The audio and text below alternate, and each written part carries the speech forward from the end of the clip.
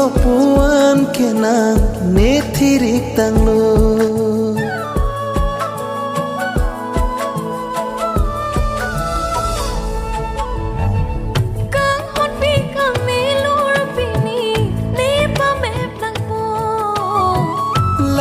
sinang kat ipute ne kang thui lobo